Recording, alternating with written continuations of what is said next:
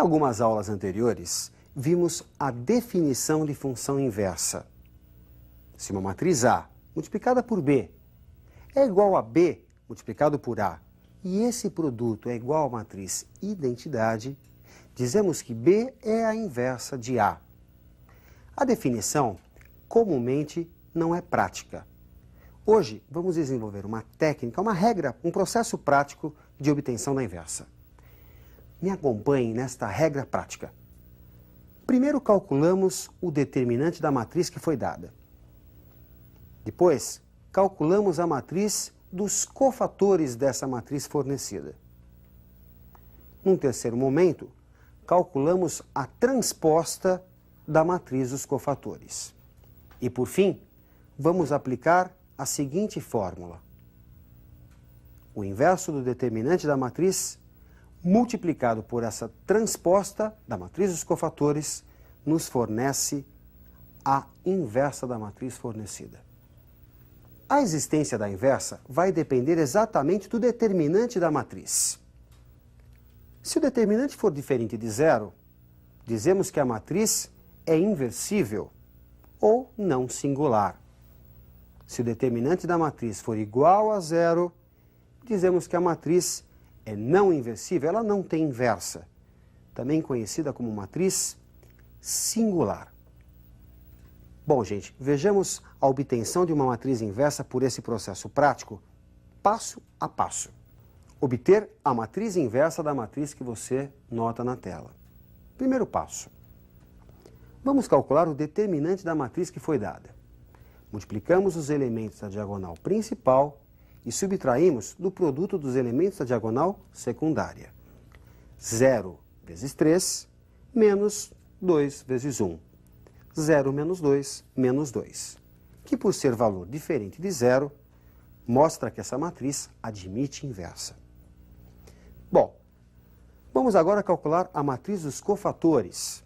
Lembrando que para calcular um cofator, é necessário usar a expressão menos 1 elevado à soma dos índices, que indicam a posição do elemento cujo cofator você quer calcular, multiplicado pelo determinante do que sobra quando você elimina a linha e a coluna desse elemento.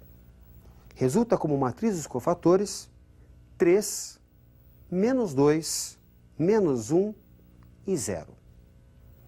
No terceiro passo, vamos transpor a matriz dos cofatores. Lembrando que a transposta é obtida quando você faz linha por coluna. Troca-se linha por coluna. Portanto, a primeira linha, 3 menos 2, vai ser a primeira coluna.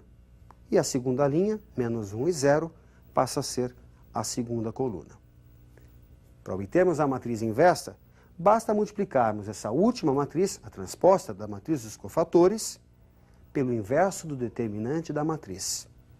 Nesse caso, menos meio multiplicado por 3 menos 1, menos 2 e 0, que resulta menos 3 meios, meio, 1 e 0.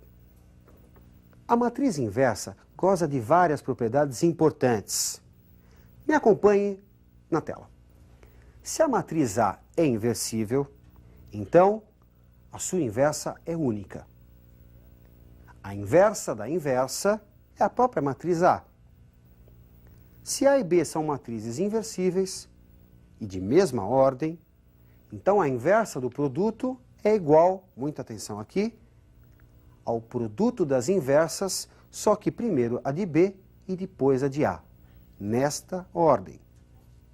Se A é inversível, então a inversa da transposta é igual à transposta da inversa. E fundamentado no teorema de Binet, um teorema bastante cobrado nos vestibulares, que diz que o determinante do produto é igual ao produto dos determinantes, podemos dizer que o determinante da inversa é o inverso do determinante da matriz. Será que é possível obtermos um elemento da inversa sem ter que obter a inversa? Me acompanhe numa expressão que nos fornece exatamente um elemento da inversa. O elemento que ocupa a posição IJ da matriz inversa é obtido pela relação do cofator do elemento que ocupa a posição JI da matriz que foi dada pelo determinante da matriz fornecida. É importante que você perceba a troca de índices. Vejamos uma questão de aplicação para que você fixe bem essa fórmula. Me acompanhe num exercício. Sendo a matriz que você vê na tela, qual o elemento da terceira linha e primeira coluna de sua inversa? Bom, gente, ter que obter a inversa é um processo, mesmo utilizando a regra prática, trabalhoso. Por isso se desenvolveu uma expressão que nos permita o cálculo de um elemento. O elemento que ocupa a posição 3,1 da matriz A, da matriz inversa, aliás, pode ser obtido pela relação entre o cofator do elemento 1,3, observe a troca dos índices da matriz A, pelo determinante da matriz A. Essa relação é muito importante para que você não seja obrigado a ter que calcular toda a matriz inversa, é um processo muito trabalhoso. Vamos recordar a fórmula do cofator. Menos 1 é da fórmula, elevado a 1 mais 3, que é a soma dos índices que dão a localização desse elemento na tabela, multiplicado pelo determinante do que sobra quando você elimina a linha 1 e a coluna 3. No caso, 0 menos 3, 13 menos 1. Pelo determinante da matriz A, que pode ser calculado tanto por Sarri como por Laplace. Resulta 11. Menos 1 elevado a 4 é 1. O determinante que você vê de ordem 2 resulta 9. 1 vezes 9, 9. 9 sobre 11 é o elemento que ocupa a posição 3,1, terceira linha e primeira coluna da matriz inversa. Um sistema linear normal é aquele que possui o número de equações igual ao número de incógnitas. Me acompanhe num processo de resolução conhecido por Teorema de Cramer e que nos permite obter as soluções de um sistema normal.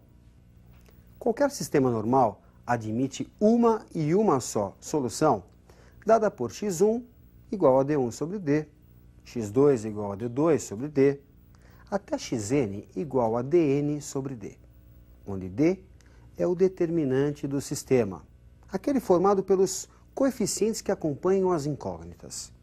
E di é o determinante que se obtém de d, trocando-se a iésima coluna da matriz por B1, B2, B3, até Bn, que são os elementos da coluna independente. Para ficar mais claro o Teorema de Cramer, vejamos uma questão de aplicação feita passo a passo. Sabendo que x, y e z são números reais, e essa expressão que você vê, essa soma de quadrados, é igual a zero. Então, quanto vale a soma de x com y com z? Como x, y e z são números reais, para que uma soma de 3 quadrados resulte igual a zero, cada uma das parcelas precisa ser nula.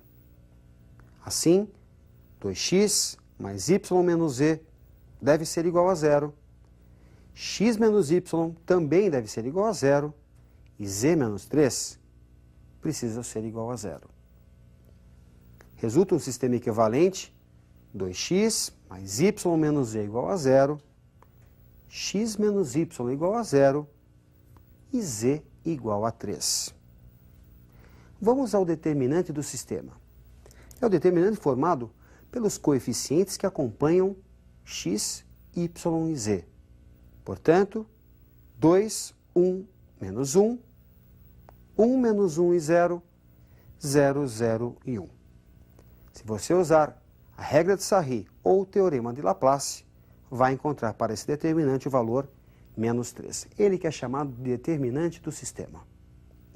Muita atenção agora, vamos ao cálculo do dx. A partir do determinante anterior, tira-se a coluna do x e coloca-se a coluna independente. No caso, 0, 0 e 3. Calculando este determinante por Sarri ou por Laplace, temos que dx é igual a menos 3. E resulta para o x, menos 3 dividido por menos 3. 1. Vamos ao cálculo do dy. Retira-se do determinante do sistema a segunda coluna e coloca-se a coluna independente, 0,03. Após o cálculo deste outro determinante, resulta dy também igual a menos 3. E o y ficará igual a menos 3 dividido por menos 3, que também dá 1. Vamos ao cálculo do dz. Retira-se do determinante do sistema a terceira coluna e vamos entrar com a coluna independente, 003. Aplicando uma das técnicas que já foram citadas, você vai encontrar para o dz menos 9. E z fica igual a menos 9 dividido por menos 3. Resulta z igual a 3. E a solução desse sistema fica 1, 1 e 3. E a soma desses valores, x, y e z, como pede o exercício, fica igual a 1 mais 1 mais 3, 5. Para terminarmos, vejamos agora o método de Gauss para a resolução do sistema. Me acompanhe na tela. Vamos resolver o sistema que você observa na tela, transformando-o num sistema equivalente mais simples, seguindo o seguinte roteiro. Para obtermos B2, multiplique a primeira equação, A1, por menos 1 e adicione o resultado a B1. Para obter uma nova linha 2, C2, multiplique A1 por menos 2 e adicione o resultado a C1. Resulta neste outro sistema um pouco mais simples, como você observa na tela. Para obter B3, multiplique B2 por menos 1. Para obter C3, multiplique B2 por 3 e adicione o resultado a C2. Resulta um sistema chamado de escalonado. Sistema em que você possui na primeira linha 3 variáveis, na segunda 2 variáveis, na terceira apenas uma variável. Esse é o método de Gauss. Como você pode perceber, basta algumas multiplicações e somas para chegarmos no sistema escalonado. Resolvendo esse sistema, a partir da última equação, que é a equação C3, resulta z igual a menos 1, substituindo em B2, aliás, em B3, resulta y igual a 2, e substituindo esses dois valores na primeira, resulta x igual a 1, e o conjunto verdade, 1, 2 e menos 1. Bem, como você pode perceber, é possível também usar o teorema de Gauss. É interessante que você pegue mais exercícios e treine esta ferramenta chamada escalonamento. Ótimos estudos e até a nossa próxima aula.